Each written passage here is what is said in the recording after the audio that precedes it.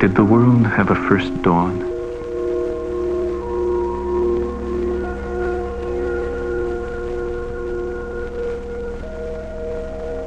She warps to the pier of time.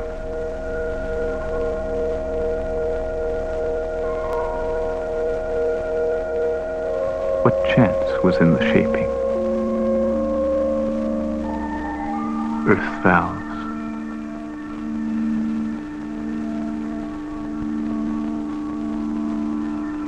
And cocoon rock. Creation and ravaging. Everything is the slope or heart of some wave. All poises toward going over. We are safe, we know, in our homes, this movie hall. Yet somewhere the earth erupts.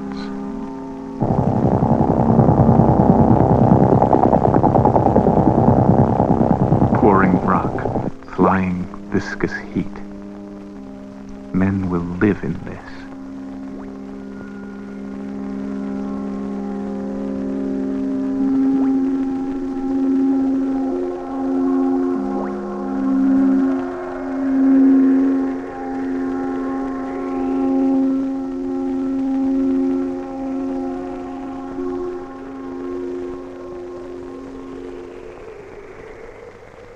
As recently as the Oligocene, only some 50 million years ago, Kapadokya was a landscape of granite ridges and valleys. But as tectonic forces raised the mountains to the south, the Taurus, fractures opened throughout the area, and 5 volcanic cones slowly emerged. From these, in the Miocene and Pliocene, magma and great lava flows spilled out to fill the valleys, creating a quasi-plateau. A period of quiescence followed, about when human history began, and a cycle of erosion set in. The course erosion takes depends first on rock structure.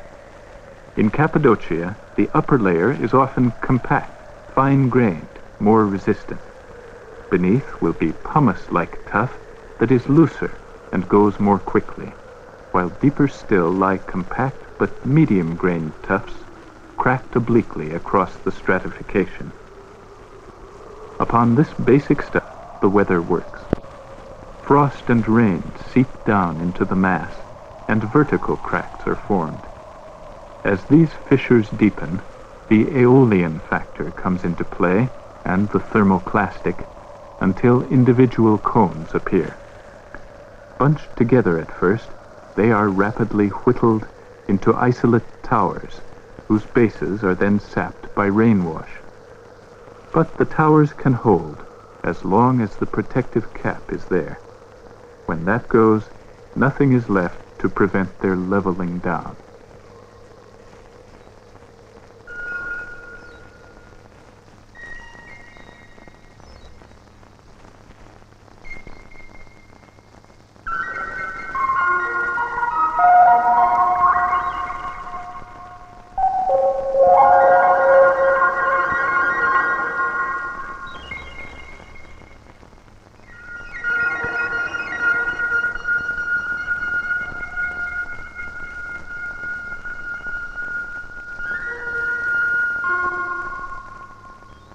These convolutions, like the mind of a man, or the meaning of the land.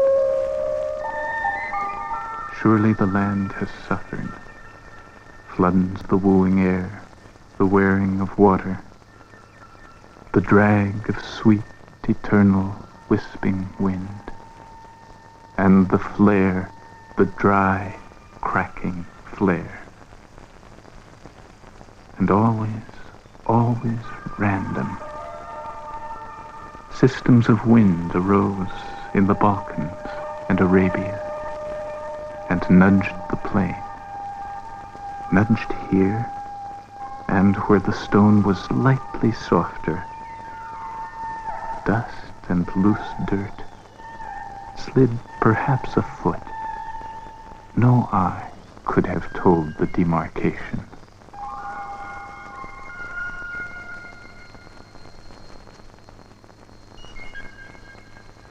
And suppose there had been sentinels at valley mouth those million dawns ago, stationed for what advent?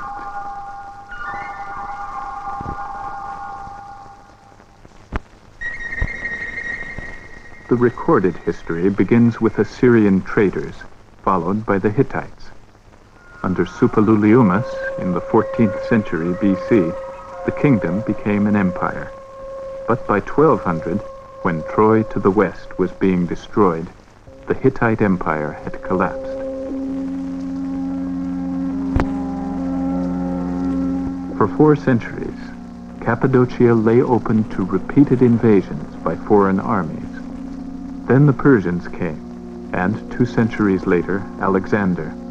Meanwhile, in the west, the star of Rome was rising, and Cappadocia's king allied with her for protection. But Rome would weaken, the great schism come, and the Vandals. As Cappadocia turned in upon itself, the Sassanid Persians occupied Caesarea. It was the 7th century now, and the Arab wind was sweeping across desert and sea. They besieged, but could not capture Constantinople, and Byzantine power worked its way further eastward. The Seljuk dynasty, at the time of Omar Khayyam, rose with incredible swiftness to occupy Iran and Baghdad. By 1067, they were in Cappadocia.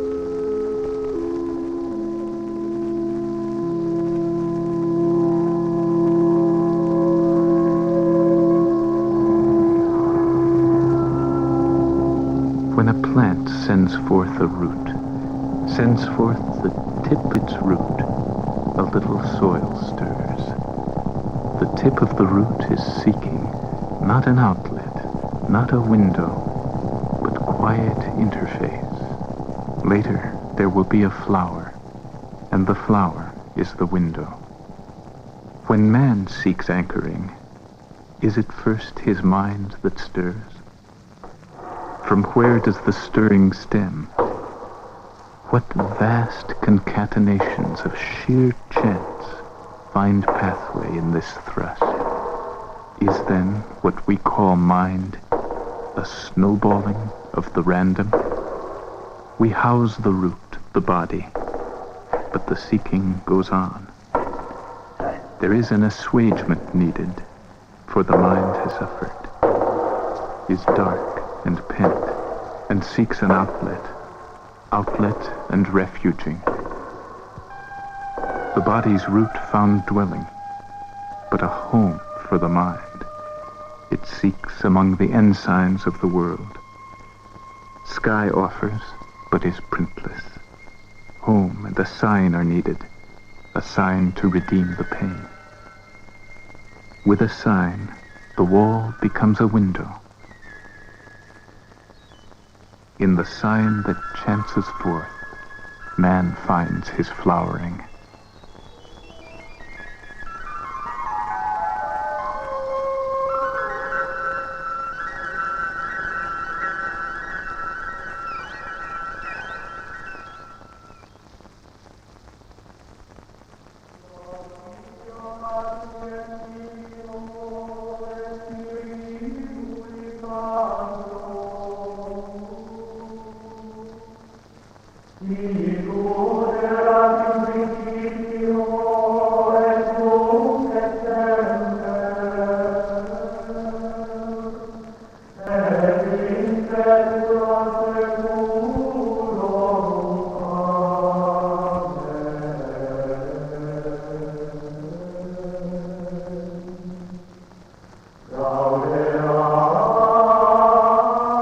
Christianity came early to Cappadocia. Fire-breathing Paul passed through on his first journey.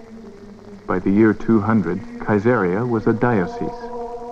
In the 4th century, St. Basil was archbishop. Under his guidance, the newly budding monasticism of the region avoided 2 pitfalls, elitism and privilege. In the 6th century came the first church paintings, and churches continued to be built through all the vagaries of empire. As Byzantium flourished, and struggled with the Arab might, even as the land came under Seljuk rule.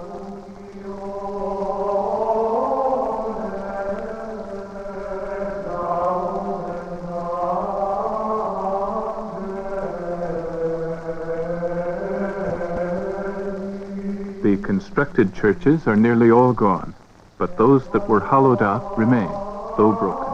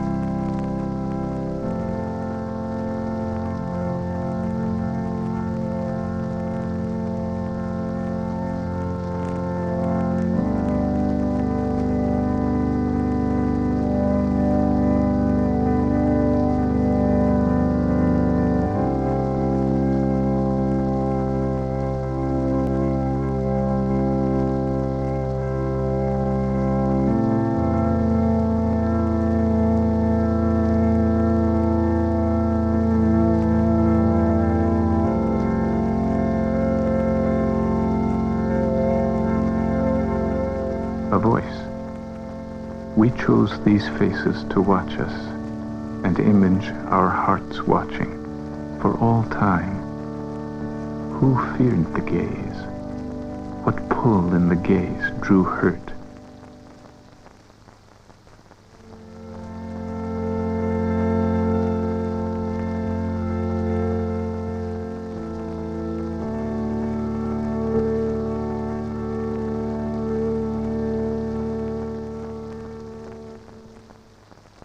These burns in the rock face, these gaping blisters, are in reality pigeon houses. The whitewash keeps pests away, so the birds are free to nest and leave their droppings. This fertilizer is highly prized by the winemakers of the region, who produce some of Anatolia's best vintages, thanks to the soil, their traditions of skill, and the pigeons.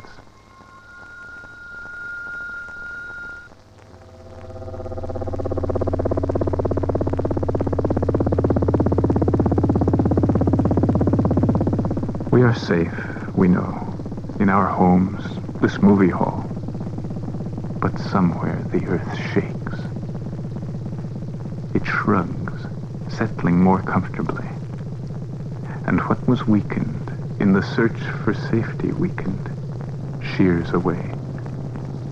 An inner world stares out, its sheathing ripped as sudden as a bandage. The horror in that stare was long since gathered off, packed out of sight into the edges. These are just holes in rock now. We remind ourselves, adopt a stance of interest. They were homes.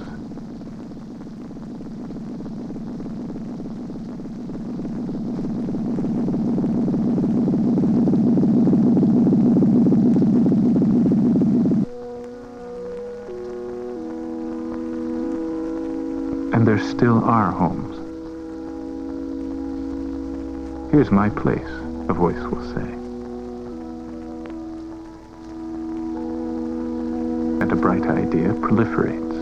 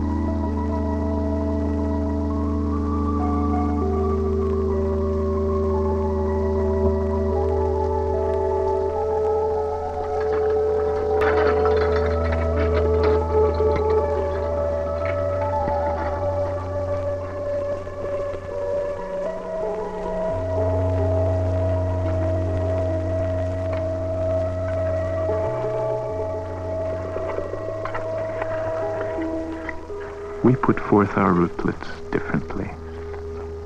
Grass weaves itself from soil, but not for us. The soil assumes its shapes, but not for us. Our weavings require more focus.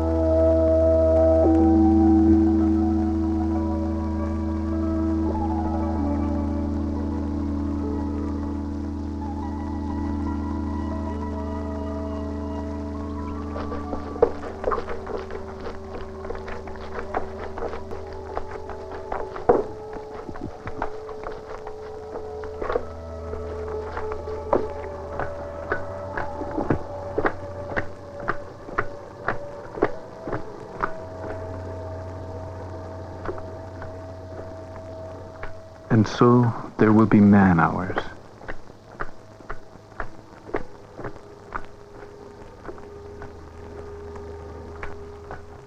Man-hours of the hand and fingers. Patient standing, patient gathering.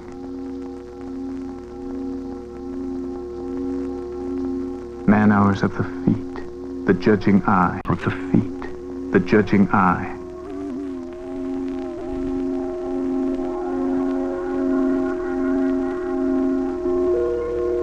Man-hours of the weathering face and mind. For surely the mind has suffered.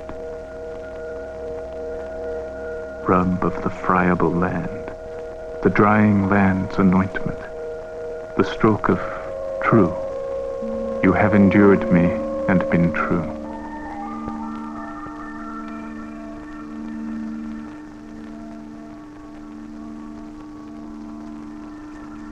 Cheek stroke of the world's old palm of dust.